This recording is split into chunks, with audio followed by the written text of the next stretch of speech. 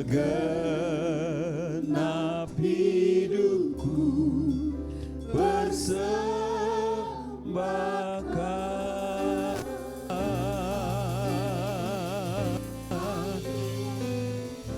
Haleluya. Haleluya. Kami berterima kasih buat kehadiran-Mu di tengah-tengah kami. Terima kasih buat suasana surga yang bisa kami nikmati. Terima kasih buat lawatan jamahan-Mu buat kami yang hadir, baik kami yang beribadah maupun yang melayani. Kami percaya Tuhan ada di sini. Terima kasih buat hidup yang baru. Terima kasih buat hari yang baru. Meski namanya hari Minggu, ini hari Minggu yang baru, bukan hari Minggu yang lalu. Terima kasih buat kemenangan untuk datang beribadah ke tempat ini. Meski ada banyak godaan, tawaran, rintangan, bahkan alasan untuk tidak datang. Kalau kami boleh hadir itu karena Roh Tuhan yang berikan kami kemenangan. Untuk memuji, menyembah Tuhan, melayani Tuhan Allah segala Allah. Tuhan segala Tuhan, Raja segala Raja. Dan terima kasih buat penyertaan-Mu. Tidak selamanya hidup berjalan baik. Tidak selamanya hidup berjalan mulus, tidak selamanya hidup berjalan berlimpah. Namun satu hal yang kami tahu, apapun situasinya Tuhan sertai kami. Tuhan pegang kami dan Tuhan tolong dan bela kami. Dan terima kasih buat kesempatan pada siang ini, pagi ini kami mendengarkan firman Tuhan.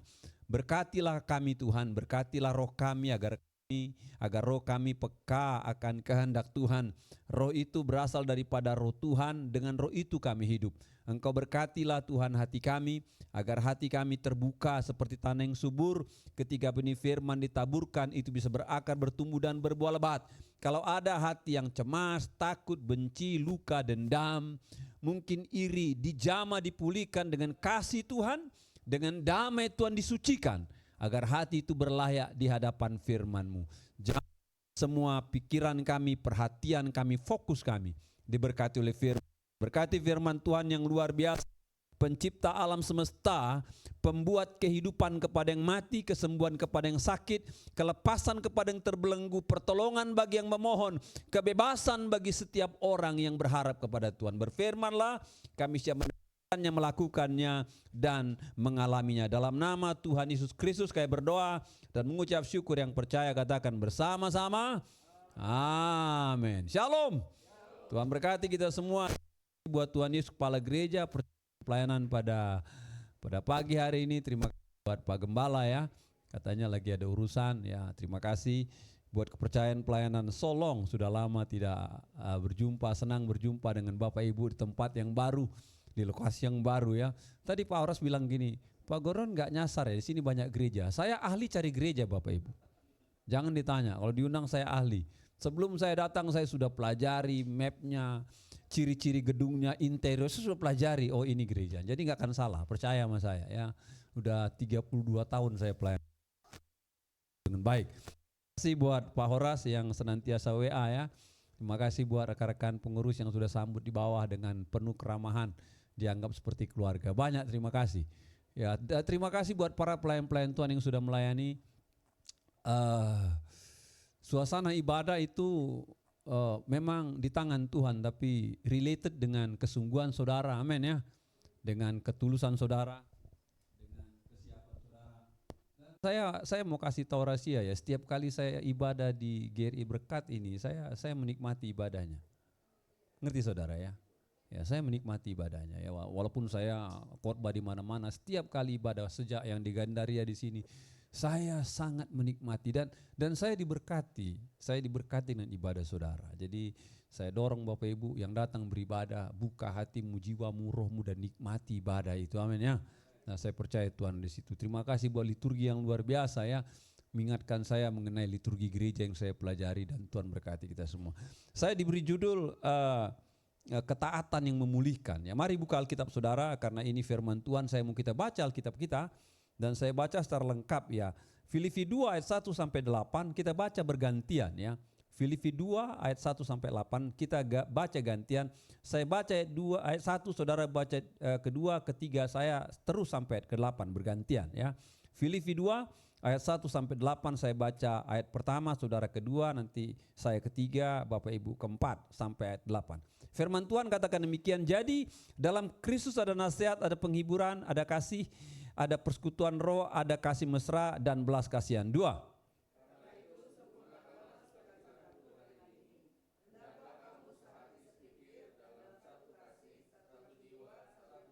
Dengan tidak mencari kepentingan sendiri atau puji-pujian yang sia-sia, sebaliknya hendaklah dengan rendah hati yang seorang menganggap yang lain lebih utama daripada dirinya sendiri. 4.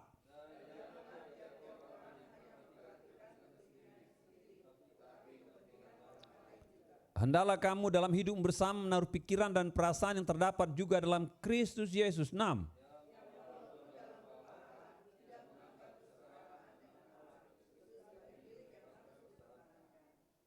Melainkan telah mengosongkan dirinya dan mengambil rupa seorang hamba dan menjadi sama dengan manusia. 8.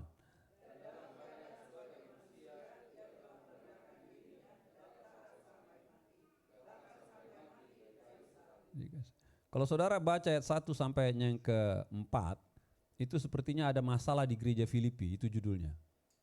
Ya, ada yang kepala batu, ada yang ego, ada yang pengen menang sendiri. Baca baik-baik Bapak Ibu ya. Sehingga tidak ada kesatuan, nggak ada satu sepikir, nggak ada satu tujuan, nggak ada satu jiwa, nggak ada kebersamaan. Itu yang terjadi. Ya, dan firman Tuhan tidak senang gereja Tuhan kayak gitu.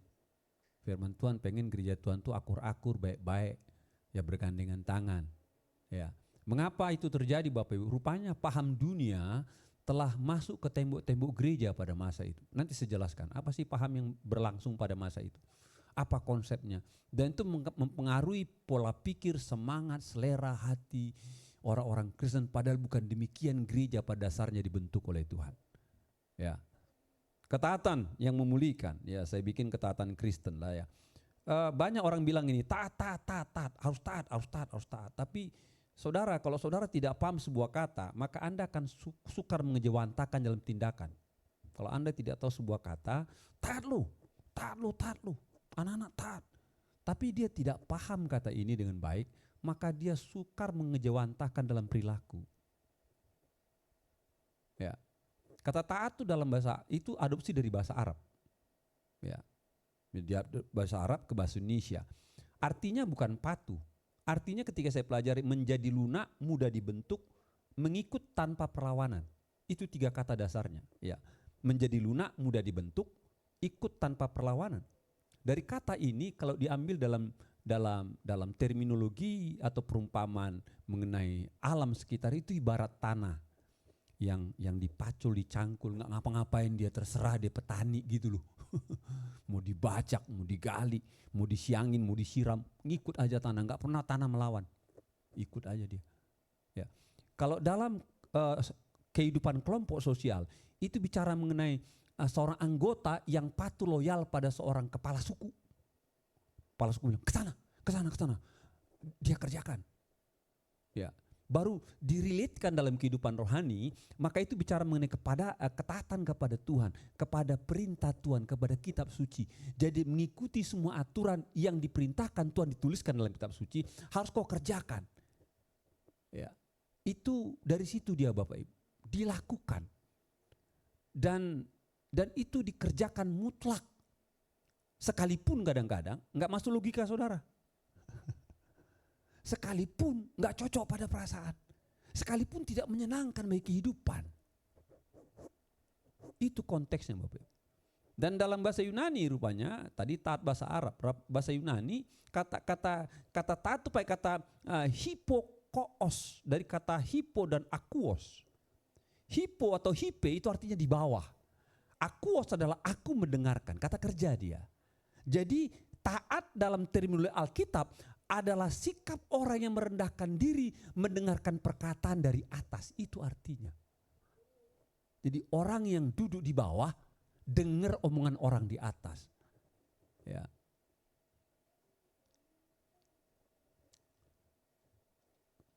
Dalam budaya Kristen jarang hal ini terjadi.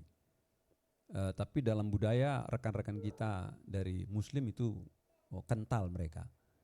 Mama saya itu seorang Kristen. Jadi dia ikut papa saya masuk Kristen dia. Jadi saudaranya saudara-saudara kita dari Muslim. Jadi om saya 2 itu haji. 2 om saya haji. Seponaannya pendeta, aja cocok itu barangnya kan. Dapat ya.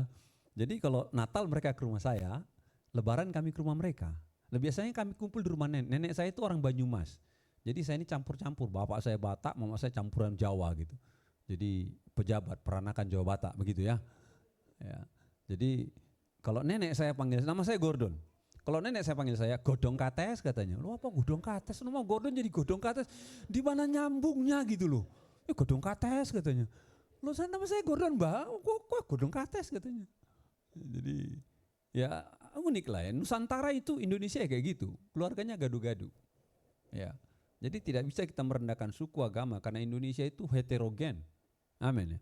Nah, dalam kondisi itu bagaimana engkau tampil menjadi terang, menjadi berkat sehingga mereka terpesona, itu permainannya. Bukan menghina orang, bukan rendahkan agama orang. Bagaimana kau tampil sehingga engkau bersinar dan orang tertarik. Wow, ini kok beda hidupnya, kok beda Tuhannya, kok beda gayanya, beda karakter. Mereka mendekat, itu pertarungannya Bapak Ibu. Bukan jelek-jelekkan orang, bukan permainan jelek. Bagaimana kau menampilkan diri. Dan kalau kami kumpul di rumah nenek, perhatikan, nah kalau mau habis lebaran hari pertama gitu ya, nanti dikasih wejangan dan kami mulai sungkeman, mulai salam, branding dari anak cucu gitu ya.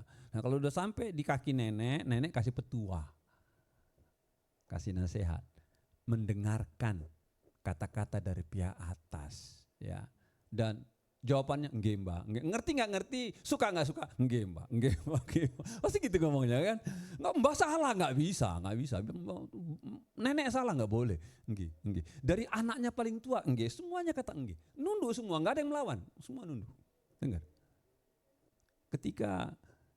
ketika ini dikaitkan dalam kehidupan kerohanian, dari sini berkembang nanti arti patuh, ya arti tunduk, arti mengikuti perintah ketika mendengarkan otoritas. Jadi dalam terminologi orang Kristen, kata taat atau hipokoos itu ketaatan yang lahir dari mendengar dan tunduk kepada kehendak Allah yang diwujudkan secara penuh bahkan sampai pada tahap pengorbanan diri. Itu. Semua orang tidak mau keluar dari zona nyaman.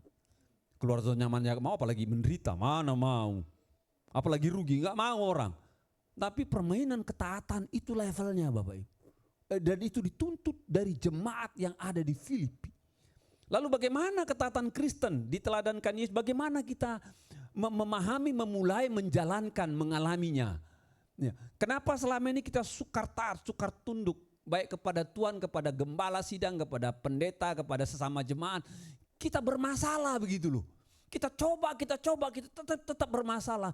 Mungkin kita belum menangkap pesan, kesan apa yang diajarkan Alkitab. Bagaimana berangkat supaya menjadi taat dalam kehidupan yang natural, menjalankan kehidupan saudara sebagai orang Kristen. Yang pertama Bapak Ibu, dalam Filipi 2 ayat 7 dikatakannya. Yang pertama, nanti kalau bisa teman-teman yang dari IT slide-nya digeser ya. Ya, ini saya enggak pencet ya. Yang pertama Bapak Ibu, Filipi 2 ayat 7 dikatakan, melainkan telah mengosongkan dirinya sendiri dan mengambil rupa seorang hamba dan menjadi sama dengan manusia. Saya kasih huruf bold, huruf tebal di kata mengosongkan dirinya sendiri. Ya.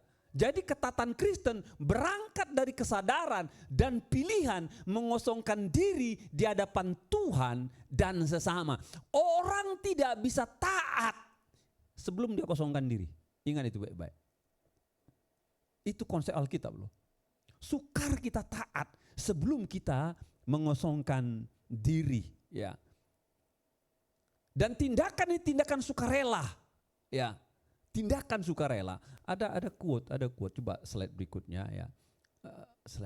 Ketaatan tindakan sukarela mengosongkan diri, perhatikan, dari hak, dari status, dari kepentingan diri pribadi untuk punya tunduk kepada kehendak Allah sebagaimana dinyatakan dalam kehidupan Kristus. Ada 3 kebenaran rohani ketika saya pelajari bicara kaitan keterkaitan dan pengosongan diri. Pertama Bapak Ibu, ketaatan itu bicara self-emptying katanya. Pengosongan ego. Ya, taat kepada Tuhan, kepada firman Tuhan, karena kita mengosongkan diri dari hak dan ego. Itu sama dengan seperti rumah yang dikosongkan, dan ketika dikosongkan diisi rumah itu dengan perabot yang baru oleh si pemilik. Sehingga tidak ada ruangan yang melawan, nggak ada ruang tamu yang katakan jangan isi saya bangku, nggak boleh. Karena apa? Rumah itu dikosongkan dan sadar rumah itu adalah punya pemilik, dan pemilik berhak ngisi apa aja. Ibarat rumah, saudara harus pastikan semua dalam kehidupanmu kosong di hadapan Tuhan, dan ketika Tuhan masukkan kehendaknya, masukkan perintahnya, masukkan ajarannya, masukkan aturannya, saudara harus terima. Itu tindakan mengosongkan diri.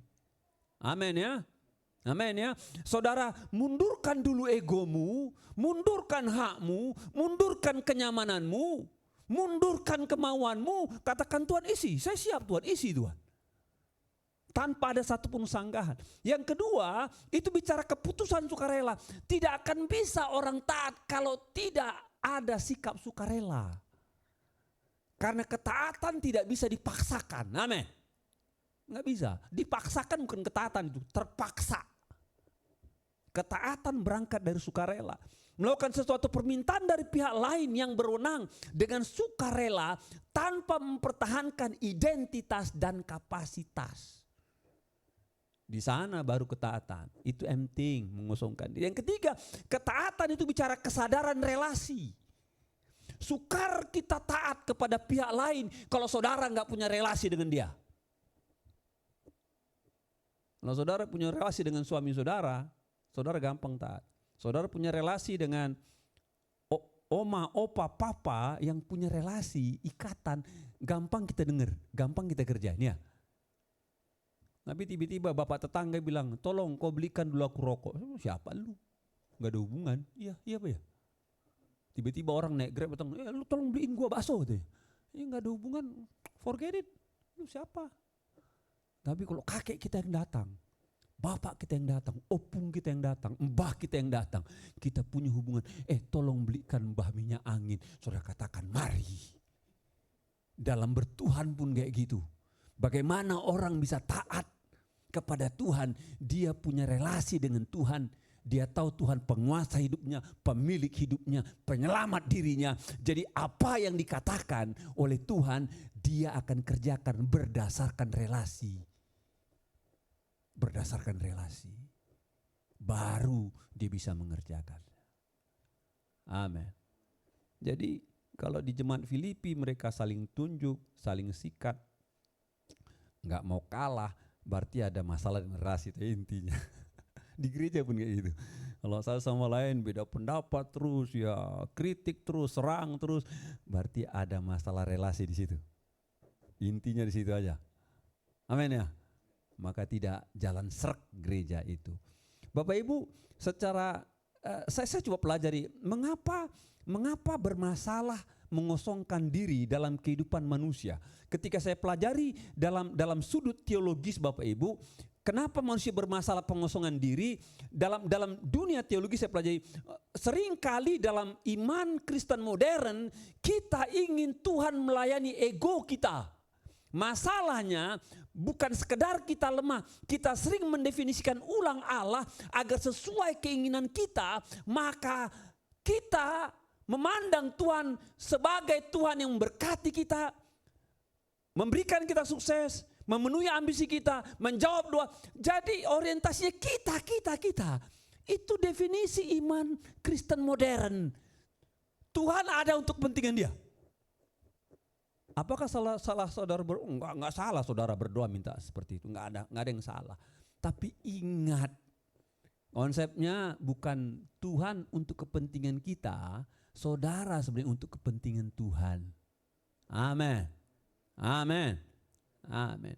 Iman modern sering menggeser mengenai hakikat Tuhan. Bagaimana Tuhan memenuhi keinginan diriku, bukan bagaimana aku menyerahkan hidupku. Bermasalah di sini Bapak Ibu. Dan ini yang membuat orang Kristen gak kuat. Ketika dia kecewa sama Tuhan, dia out. Ketika dia tidak dijawab Tuhan, dia pergi. Ketika Tuhan tidak bela dia angkat tangan dan berserah. Dan itu tidak kuat jadi orang Kristen. Ya. Secara psikologis katanya, mengapa orang bermasalah mengosongkan diri? Dalam unsur psikologis, ego adalah proyek utama manusia modern. Ego adalah proyek utama manusia modern.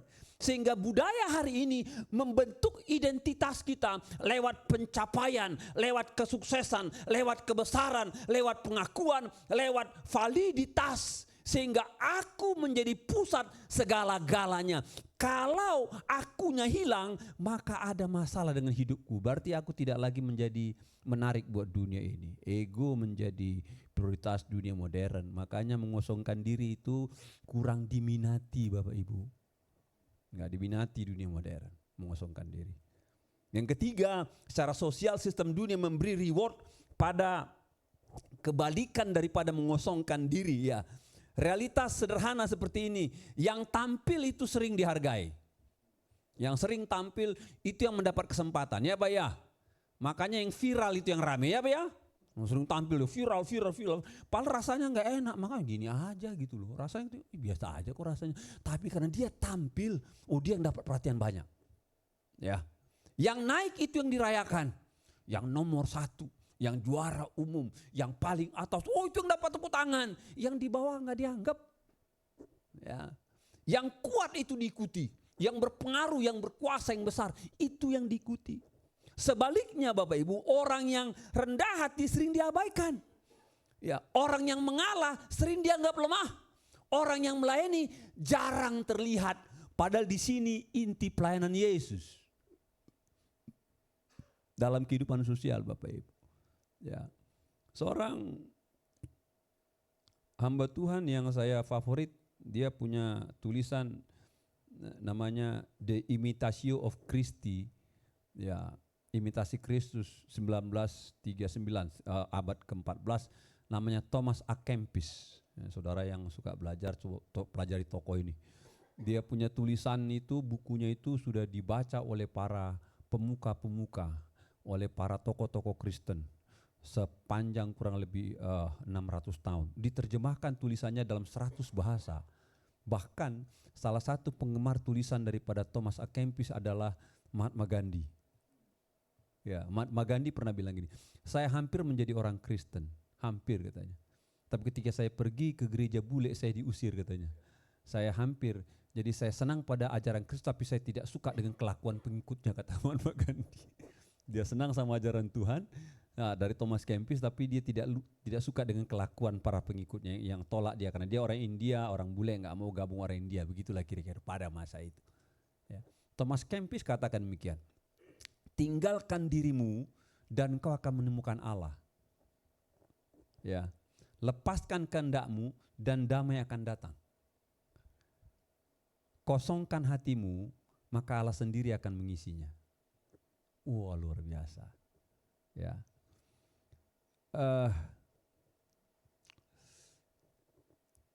Saya akhiri bagian 1 ini dengan puisi mengosongkan diri. Hari ini aku belajar turun bukan karena kalah, tapi karena memilih taat di tengah keinginan yang berteriak keras. Saat egoku ingin didengar, aku belajar diam, memberi ruang bagi orang lain dan percaya Tuhan tetap bekerja. Saat jalanku ingin kupaksakan, aku belajar melepas, sebab ketaatan bukan tentang mengatur, melainkan menyerahkan. Mengosongkan diri ternyata sederhana. Memahami kata, menahan kata yang bisa melukai, memberi saat ingin menyimpan, tetap setia saat tidak ada yang melihat. Taat bukan hanya di mimbar, di panggung, di tempat-tempat keramaian, tetapi di pilihan kecil yang tersembunyi, di kesabaran, di kejujuran, di hati yang rela dibentuk Tuhan setiap hari, dan bukan Tuhan, sesama juga. Ya.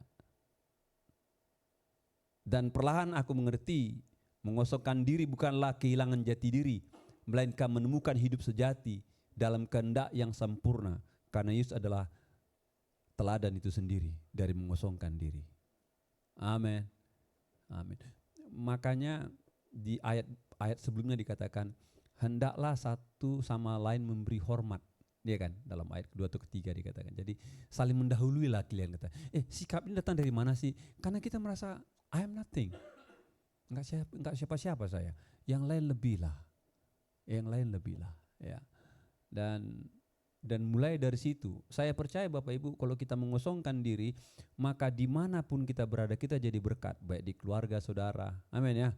Karena orang senang sama orang yang rendah hati, mengosongkan diri, nggak merasa besar, nggak merasa hebat. Saudara mau di gereja juga saudara jadi berkat. Saudara mau di tengah-tengah sosial juga saudara jadi berkat.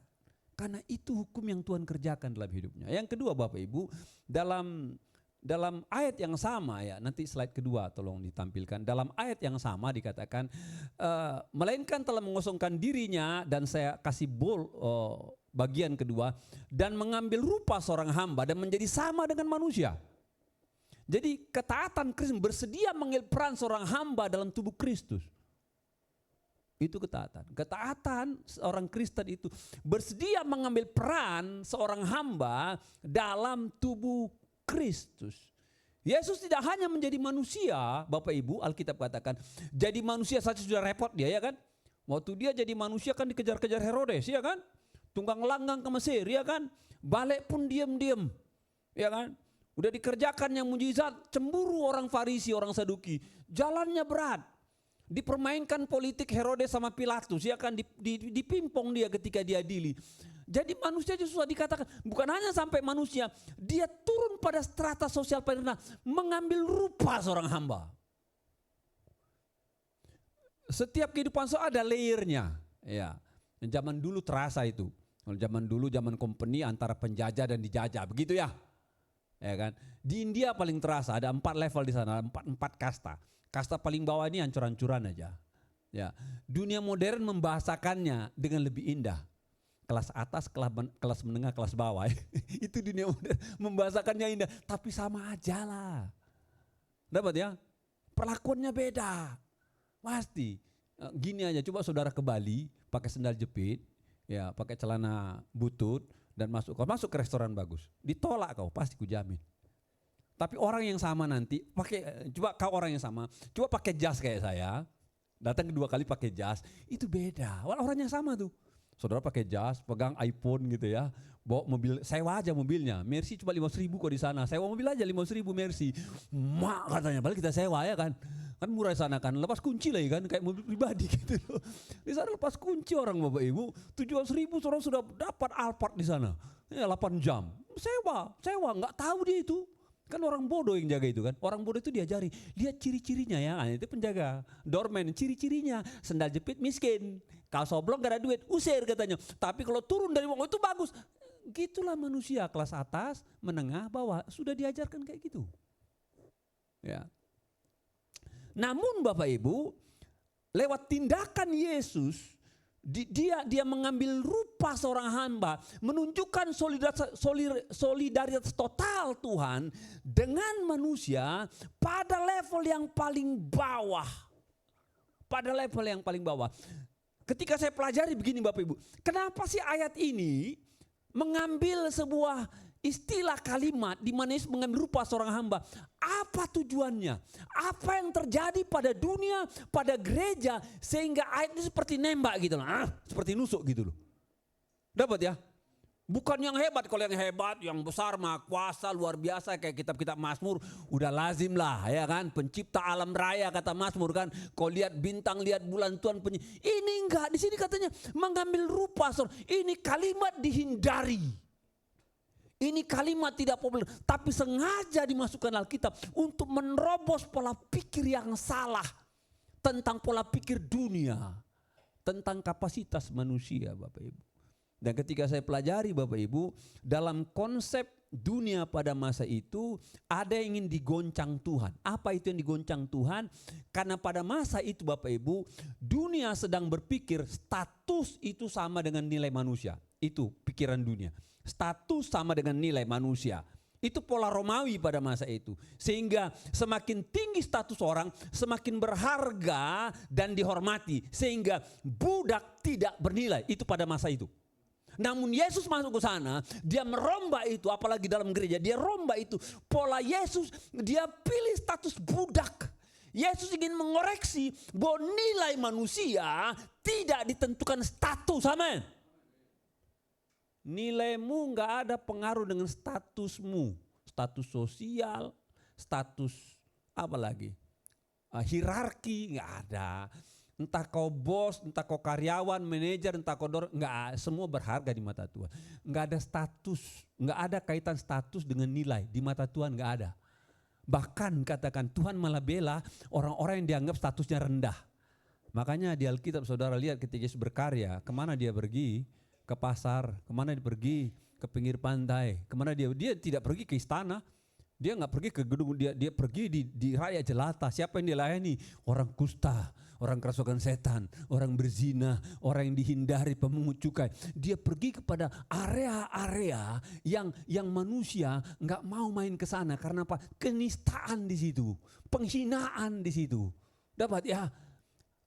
Hal-hal negatif di situ, tapi di sana Tuhan masuk, dikatakan pekerjaan seorang hamba. Perhatikan, kalau dia hamba sudah tidak ada istilah pekerjaan kotor dalam seorang hamba, karena semua pekerjaan adalah pekerjaan. Sekali lagi ya, kalau dia sudah hamba, nggak ada di otaknya ini pekerjaan bagus, ini pekerjaan kotor, nggak. Semua pekerjaan sama, karena derajatnya sudah paling rendah, nggak ada lagi itu. Udah nggak ada lagi kotor bagus, nggak ada. Semua sama rata, karena dia sudah paling dasar. Itu dikerjakan oleh Yesus. Jadi Bapak Ibu, taat mengambil rupa seorang hamba, Tuhan ingin katakan bahwa tidak ada kaitan status dengan nilai saudara. Saudara berharga di mata Tuhan apapun statusmu, itu yang ingin dikoreksi firman Tuhan. Yang kedua adalah zaman itu kuasa sama dengan menguasai. Sehingga pola Roma pada masa itu pemimpin tidak boleh turun, melainkan memerintah, menguasai, menindas. Yesus datang beda. Dikatakan yang walaupun dalam rupa Allah, dia tidak mempertahankan, tidak menganggap, malah dia turun. Yesus ingin mengoreksi, katanya, enggak apa-apa kau besar, tidak turun derajatmu dengan cara kau mengerjakan perkara-perkara kecil, itu maksudnya. Enggak hilang kapasitasmu, kehormatanmu dengan cara mengerjakan hal-hal yang remeh-temeh, pekerjaan hamba. Enggak pernah hilang. Amin. Amin. Ada teman saya datang, Burun, ini nih Pak nih, pendeta-pendeta junior katanya. Emang kita udah senior, saya bilang. Sama aja lah. Kenapa saya bilang? Aneh-aneh dia Pak, kenapa aneh-aneh? Dia ngomong sama saya Pak di warung kopi. Dia ngomong apa sih bilang? Dia bilang gini, Pak sekarang saya lagi naik daun katanya. Wah naik daun, masa bisa naik daun gitu ya. Maksudnya apa saya bilang? Dia bilang kalau ada gereja yang undang dia, minimal sekarang jemaatnya 500. Kalau enggak 500 saya enggak mau khotbah katanya. Muncul ile gitu. Gila amat pendeta kayak gitu. Kalau Pak Gordon mau 2 orang juga saya layani, saya bilang. Asal cocok jadwalnya ya Pak Oros ya. Saya bilang Pak Oros ibadah tengah minggu pun layani, enggak perlu ibadah minggu, tengah minggu pun gue layani. Mau 2-3 orang asal percaya Yesus ku layani. Habis khotbah saya di tempat yang di daerah Mega Kuningan sana, SCB di sana, ada seorang datang, Pak saya manajer di bank Pak, terus Bapak mau nggak khotbah di perusahaan kami, di kantor bank kami? Mau, saya bilang, tapi maaf ya Pak, saya info. Apa info pertama? Nanti kebaktian di bawah tangga Pak. Nggak apa-apa, saya bilang. Ada tangga, nanti ruang kecil di situ. Yang kedua Pak, kami cuma 5 orang, di sini kan Bapak ribuan. Nggak apa-apa, saya bilang. Nggak apa-apa. Yang ketiga Pak, PK-nya kecil. Nggak apa-apa, yang penting kalian mau undang dan cocok. Mari. Saya buktikan, 3-4 kali saya layani mereka. Nggak ada masalah. Hamba. Amin. Amin ya. Ingat itu. Firman Tuhan ingin kita taat agar hidup bernilai. Bukan diletakkan pada status, tetapi pada peran dan fungsi. Ingat itu. Kalau engkau ingin saudara bernilai, bukan pada statusmu, Tuhan lebih melihat peran dan fungsimu. Semakin rendah yang kau kerjakan, semakin hormat Tuhan. Karena tidak semua orang mau mengerjakan pekerjaan rendah. Ingat itu permainannya. Apakah Anda taat jalankan peran dalam proyek Tuhan? Atau Anda pertahankan status Anda? Itu pertanyaan. Seorang gembala sidang di Malang kedatangan seorang bapak dan bilang, Pak Pendeta saya baru dipindah bertugas di Malang. Ya. Oke. Dan saya mau melayani di gereja Pak. Apa yang bisa? Sementara Pak Gembala itu pusing, udah semua penuh kan jabatan majelis, sudah penuh semua ini. Apa ya kata gembala sidang? Dia bilang gini, Pak Gembala bilang, boleh nggak Bapak datang beres-beres gereja 1 jam sebelum ibadah dimulai? Alap apa kayak apa? Oh boleh Pak, boleh Pak, boleh Pak. Boleh ya. Dan pulanglah Bapak ini, dia berpindah ke Malang. Pak Gembala coba cari tahu siapa. Tahu nggak siapa dia? Bintang 2 dia. Bintang 2. Dan konsisten. Dia datang bukan sama ajudannya, dia datang sama anaknya cowok 2. Pagi-pagi ibadah jam 9, jam setengah 8 udah nyampe dia. Diluruskannya bangku-bangku yang bengkok. Dibersihkannya debu-debu di mimbar. Diberesinya tempat perlengkapan musik. Dibereskinnya. Udah 1 jam nanti, Pak Gembala udah beres ya Pak. Saya pulang biar setengah jam saya bisa mandi. Oh silakan. Dan datang rajin tiap bulan.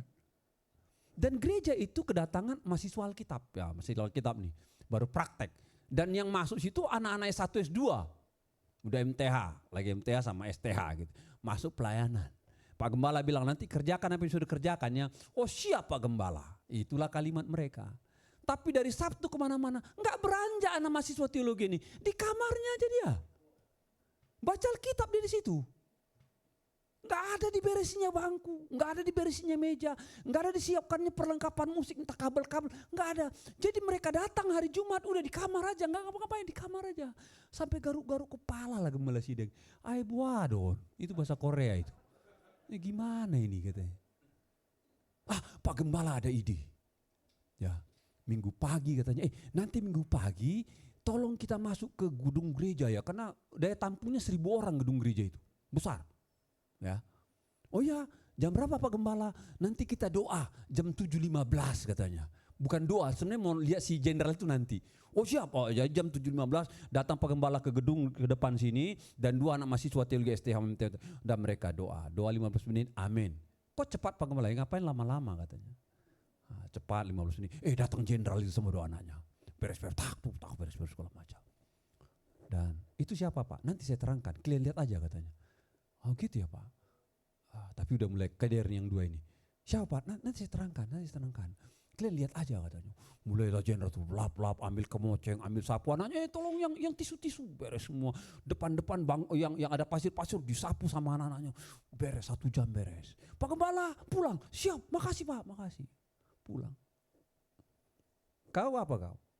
S1 Pak. Oh, mau tapi belum dong. Iya. Kau mau MTH Pak. Berapa semester lagi saya? Kan waktu kalian datang kalian bilang, Pak kami dikasih tugas apa aja kami akan kerjakan. Tapi sudah sebulan kuliah di kamar terus kalian sejak kalian nyampe ke gereja ini katanya. Enggak ada kalian buat apa-apa. Apa kalian terlalu alergi ya karena sudah STH, MTH, beres-beres bangku kalian alergi ya katanya. Apa kalian merasa diri enggak level lah kalau anak-anak baru masuk bolehlah sapu-sapu. Kalau kami sudah tidak, kami sudah kelas pengkhotbah kami ini. Sudah kelas pemberi seminar. Udah itu mungkin konsep kalian ya kata Pak Gembala. Kau lihat yang tadi yang datang itu? Oh iya Pak. Kau lihat tadi yang anak muda? Itu anak beranak itu. Oh iya. Kamu tahu apa jabatan Bapak itu? Enggak tahu. Jenderal bintang 2.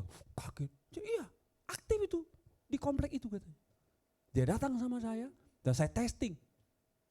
Pelayanan saya suruh beres, dikerjakannya. Pekerjaan paling rendah, di situ letak kebesaran. Amin. Amin ya. Maka Tuhan akan berkenan. Ada banyak yang mau saya terangkan, cuma nggak cukup waktunya nanti. Saya mau beri saudara puisi. Judulnya Hamba Tuhan Zaman Now. Itu judulnya. Ini puisi bernuansa satir.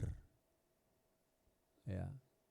Puisi bernuansa satir. Satir itu adalah sebuah kebenaran yang menohok kepalsuan hidup. Ya, itu satir. Tujuannya bagus tapi nusuk dia. Saya bacakan satirnya. Hamba Tuhan zaman now. Ini saya letakkan pada diri saya. Aku hamba katanya. Tetapi aku menatap cermin dan hanya melihat egoku yang tersenyum di situ. Aku berkata, Tuhan pakai aku. Tapi hatiku berbisik, asal nyaman ya Tuhan, asal populer ya, asal banyak dilihat orang ya. Aku berkhotbah tentang salib, tapi salibku ringan, bisa dilipat dan difoto indah. Aku menekankan kerendahan hati, tapi hanya tunduk saat kamera menyala. Gitu saudara. Pura-pura rendah hati lah dia nanti di mimbar. Tapi matanya gini, ada yang foto nggak, ada yang foto nggak, gitu maksudnya. Biar kelihatan rendah hati. Banyak gitu kan? Membangun image, pura-pura rendah hati, padahal matanya ada yang foto nggak? Ada yang foto. Dia dilihat siapa kamera siapa, biar kelihatan rendah hati. Ya. Aku menangis di mimbar, tapi lebih sering menangis kalau likes-nya nggak cukup di IG, podcast atau YouTube-ku. Kalau komentar pujiannya kurang rame, aku nangis di sini. Kok nggak ada yang komen sih? Udah ku upload fotonya pelayananku. Kalau followerku malah berkurang, aku menangis katanya. Tapi pura-pura nangis di mimbar lah, tempe satu ini. Nah, saya bilang diri saya, saudara, nggak bilang saudara ya, aku kan. Ya. Aku serukan kerajaan Allah, tapi langkahku menjejak ke kerajaan diri sendiri. Dihiasi agenda, ambisi, strategi, bahkan cara-cara tak terpuji. Jangan ada yang ganggu wilayahku, pelayananku, gerejaku. No. Ini milikku. Kita bilang kerajaan Allah. Aku menuntut gelar hamba, tapi aku benci teguran. Aku ingin disebut hamba, tapi menolak diperlakukan seperti hamba. Tuhan, aku hamba yang lupa diri. Hamba yang tersesat di peta popularitas, di labirin pujian, di kebisingan tepuk tangan. Hatiku haus sorotan, padahal rinduku seharusnya haus hadiratmu. Aku hamba katanya, tapi aku lebih hamba kepuasan diri, lebih hamba validasi manusia, lebih hamba pada ego yang terbungkus pada kerendahan hati yang palsu.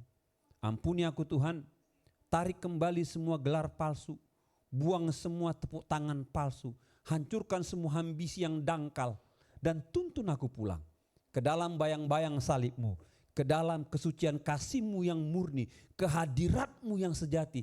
Karena aku ingin menjadi hamba lagi, bukan hamba panggung, bukan hamba likes, bukan hamba dunia, tapi hamba-Mu yang benar-benar melayani-Mu dengan setulus hati.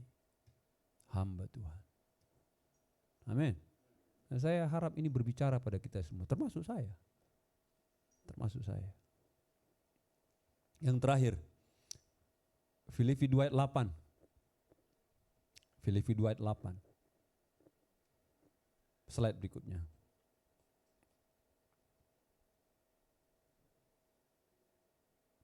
Filipi 2 ayat 8.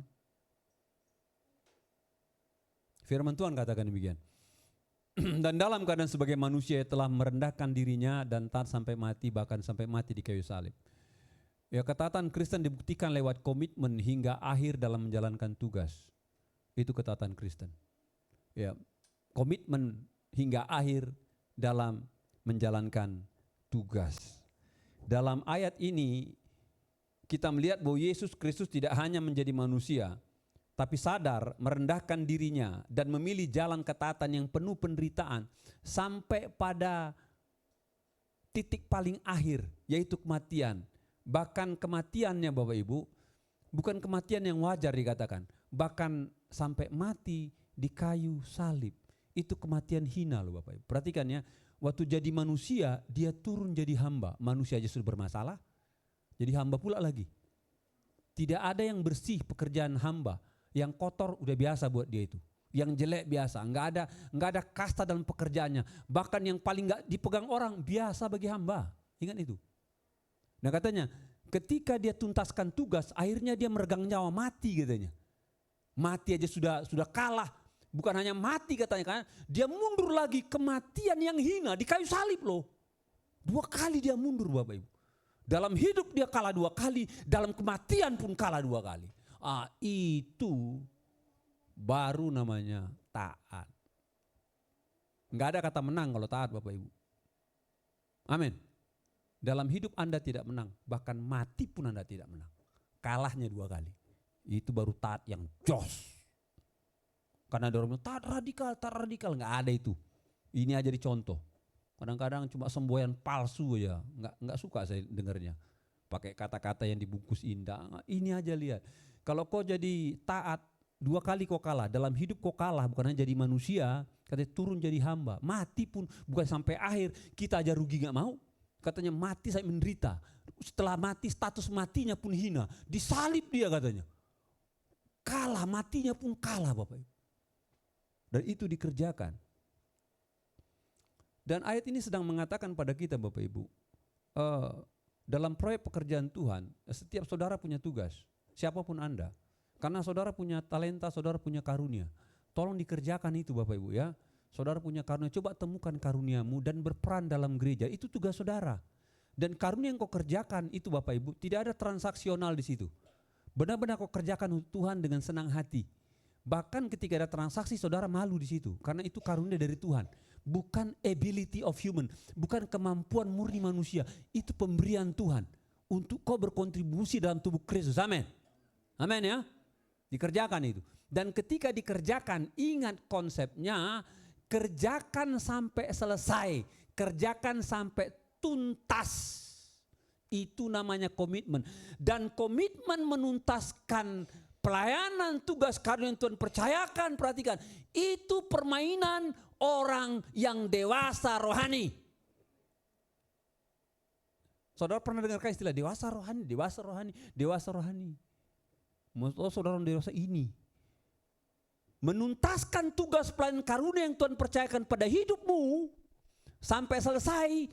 Bahkan engkau kalah dalam hidup, kalah dalam penderitaan. Itu permainan orang dewasa rohani. Hanya orang dewasa yang berani komit. Anak-anak gak bisa. Kalau saudara kerja, saudara harus tanda tangan MOU sama perusahaan lewat HRD. Ya kan? Saudara masuk jam berapa? Pulang jam berapa? Ya Pak ya? Ya. Enggak saudara bilang catatan kaki. Nanti kalau macet gimana? Enggak ada catatan kakinya kayak gitu ya kan? Kalau kerusuhan bagaimana? Enggak. Kalau usahanya sepi bagaimana? Kalau saya lagi enggak mood, enggak ada catatan kaki. Masuk jam 9, pulang jam 5. Tanda tangan. Tanggung jawab. Apa job deskmu? Kau kerjakan, ya kan? Ada mungkin 10-20 item, saudara tanda tangan. Itu komitmen. Ketika saudara sudah tanda tangan, enggak bisa saudara malas-malasan. Yang 7 saudara bangun. Walaupun badanmu nggak enak, saudara nggak bisa argumentasi masalah keluarga banyak, masalah keuangan nggak beres, saudara nggak bisa bawa ini pada komitmen. Itu urusan pribadi, komitmen dituntaskan. Karena ini sudah deal hitam dan putih. Kalau nggak resign dari sana, itu aja permainannya. Kalau nggak resign, mau nggak resign jadi orang Kristen? Nggak mau saudara resign jadi, mau nggak resign jadi pendeta? Mau resign jadi hamba Tuhan? Nggak bisa Bapak Ibu, komitmen. Itu permainannya. Jadi kalau ada para pelayan dikit-dikit ngambek, bingung aku. Pelayan model apa ini? Dikit-dikit tersinggung gak datang dia. Atau ada acara kumpul reuni lebih tertarik daripada pelayanan. Apa pulanya si Bahwil ini kayak gini? Izin Pak Gembala, ada kawan saya dari Amerika datang Pak Gembala. Dia jarang pulang. Ya emang saya lihat. Aduh. Mau pecah kepala aku, ini aku bilang jemaatku loh, bukan jemaat sini loh. Aku lagi khotbahin jemaatku cuma gak ada di sini mereka. Lagi pening kepala aku lihat kelakuan orang ini. Perhatikan Bapak Ibu, udah besok mau kebaktian, izin pula pemain keyboard, enggak bisa jam 12 malam Pak Gembala gak bisa pelayanan. Aku bilang dari mana aku cari pemain keyboard jam 1 pagi aku bilang. Enggak, betul-betul gak datang dia. Bukan dicarinya pengganti. Bapak Ibu, komitmen. Waktu kau menikah kau komitmen. Setia sampai maut memisahkan. Jangan mautnya masih jauh udah pisah kok di sini. Banyak orang kayak gitu masih jauh mautnya udah pisah di sini. Tengah jalan udah pisah dia. Komitmen. Ya, ketika engkau sudah komit, perhatikan. Engkau akan melihat pasanganmu dengan sejelas-jelasnya. Karena pasangan itu indah waktu bulan madu, waktu pacaran. Karena yang baik-baik yang muncul. Kalau sudah jadi asli jadi istri pasangan suami istri baru kelihatan dia nanti. Entah kepala batu lah dia, entah bawel kah dia, entah dia malas mandi juga. Kadang-kadang malas gosok gigi juga. Kadang-kadang pelit dia Bapak Ibu. Uangmu, uangku katanya. Ada pula kayak gitu jurusnya. Suami itu kalau pakai uang istri minjam dia. Kalau istri pakai uang suami minta. Nah, saudara nggak ngerti itu ya, puji Tuhan lah di sini yang mana. Saudara baru tahu. Mau berhenti sudah terlambat. Kau sudah berjanji di depan Allah, di depan jemaat, di depan keluarga, ya kan? Sampai maut memisahkan, itu komitmen. Entah kelihatan belangnya nanti, entah emosi nanti, entah dia tidak layani engkau, entah dia cuek. Nggak bisa ini jadi alasan. Komitmen setia sampai akhir, karena komitmen permainan orang dewasa. Nggak peduli kondisi luar, nggak peduli kondisi saudara. Ini harus tuntas sampai akhir. Itu komitmen. Nah, itu yang dikerjakan ketaatan. Dalam tubuh Kristus, dalam pekerjaan Tuhan. Banyak orang bisa mulai sesuatu, tapi seperti soda dia. Nanti 1-2 bulan. Banyak orang mulai sesuatu, ketika di jalan dia berhenti. Nggak tuntas ya Bapak Ibu. Memulai itu gampang dan mudah. Saudara mulai buka usaha, buka kafe, bahkan perintisan pelayanan gampang. Ya, waktu saya perintisan pelayanan itu ada banyak teman-teman juga perintisan. Ada 5 orang. Tapi yang bertahan cuma 2, yang 3 tutup. Perintisan. Ya buka proyek, buka departemen gampang Bapak Ibu. Bukan soal membukanya. Bagaimana kau komit menjalankannya sampai selesai, itu pertanyaan. Itu permainan orang dewasa. Bagaimana kau tetap setia ketika yang datang sedikit?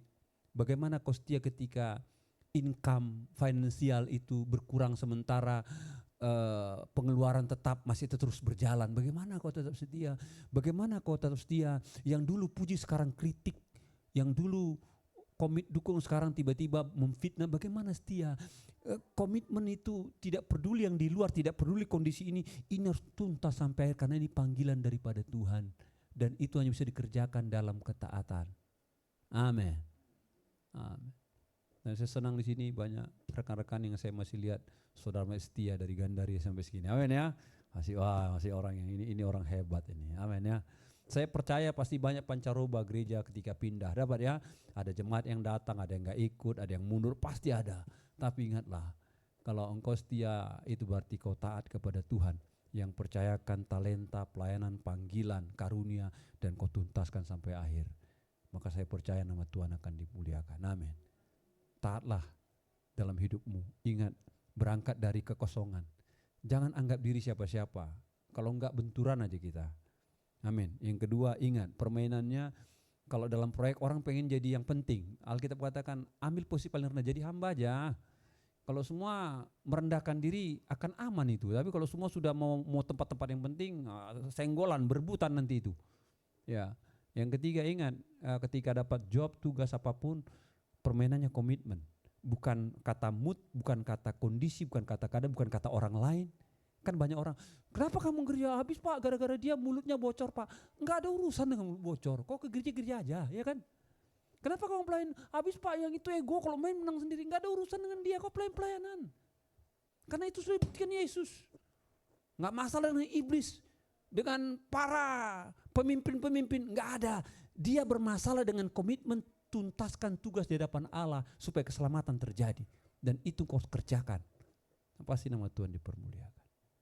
Mari kita tundukkan kepala. Kami datang kepada Tuhan buat pagi siang ini karena kami telah dengar kebenaran firman-Mu tentang ketaatan yang memulihkan. Ketaatan yang diteladankan oleh Kristus. Dan kami tahu ketaatan itu bukanlah hal yang mudah. Ketaatan bukanlah hal yang gampang. Ketaatan bukan hal yang indah. Ada hal-hal yang berat terbungkus di dalamnya. Kalau kami ingin masuk dalam ketaatan seperti Yesus, maka kami harus bersedia mengosongkan diri kami dari ego, dari kapasitas, dari pangkat, dari kesombongan, dari keangkuhan, dari kebesaran, dari keberhasilan. Ini perlu kami lepas di dalam tubuh Kristus, di dalam pekerjaan Allah, supaya Tuhan yang bertahta, supaya Tuhan yang mengisinya, supaya Tuhan yang berdaulat, dan kami bukan menuruti apa yang ada dalam diri kami, tapi kami menuruti apa yang Tuhan mau, apa yang Tuhan perintahkan, apa yang Tuhan katakan. Dan dengan demikian maka kami akan bisa dipakai dalam pelayanan-pelayanan yang Tuhan kerjakan di muka bumi. Tuhan, Engkau katakan waktu kami hadir di muka bumi ada tugas dan ada pekerjaan banyak dalam pekerjaan Tuhan, dan Tuhan teladankan untuk mengambil status seorang hamba. Bukan hanya manusia hamba, strata paling rendah, pekerjaan paling kotor, paling hina, paling dihindari. Tapi harus berangkat dari mentalitas seperti itu. Barulah Tuhan, Engkau bisa pakai kami. Kalau kami tidak bersedia, kami tidak mau, maka ada banyak hamba-hamba lain yang Tuhan bisa pakai. Bukan berarti gereja Tuhan berjalan karena kami, bukan. Semua karena Tuhan. Dan Tuhan tunjukkan kami mental seperti apa, status seperti apa yang perlu, dan Tuhan ingatkan, bukan karena status nilai hidup kami berkurang dalam pandangan Tuhan. Bahkan status yang hina Alkitab katakan diangkat oleh Tuhan, dinaikkan oleh Tuhan, dihormati oleh Tuhan. Karena tempat itu tidak tertarik bagi dunia, tapi tertarik oleh sorga yang dengannya gereja Tuhan dibangun, dikembangkan. Dan kami tahu jalannya tidak mudah. Dalam ketaatan ada tugas tanggung jawab, dan Tuhan mau kami komitmen seperti Yesus komitmen menuntaskan tugas Bapa di muka bumi dalam jalan mengerjakan keselamatan, pengampunan dosa bagi umat manusia, dan Dia tuntaskan sampai di kayu salib, tempat paling hina, dan tuntas yang keselamatan bisa kami miliki. Demikian dengan kami Tuhan. Ada banyak tugas-tugas, karunia-karunia, beban-beban yang Tuhan berikan dalam tubuh Kristus. Ada banyak talenta yang Tuhan beri. Ingat, ini adalah pegangan dalam kami berkontribusi dalam kerajaan Allah. Dan Engkau mau kami tuntaskan sampai selesai. Tidak peduli kondisi di luar, perasaan, permainannya, komitmen. Karena itulah orang yang dewasa, orang yang matang di hadapan Tuhan.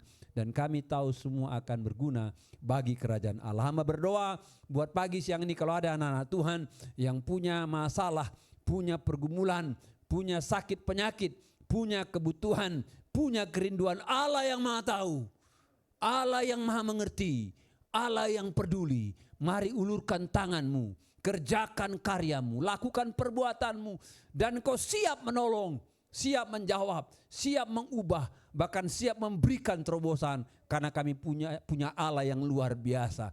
Dan biarlah firman ini Tuhan itu berdiam dalam hidup kami, dalam roh kami, dalam jiwa kami, dan terpancar dalam praktek perilaku kami, dan nama Tuhan dipermuliakan. Kami ucapkan terima kasih buat firman-Mu, dalam nama Tuhan Yesus Kristus kami berdoa mengucap syukur. Yang percaya katakan bersama-sama, amin. Tuhan berkati kita semua.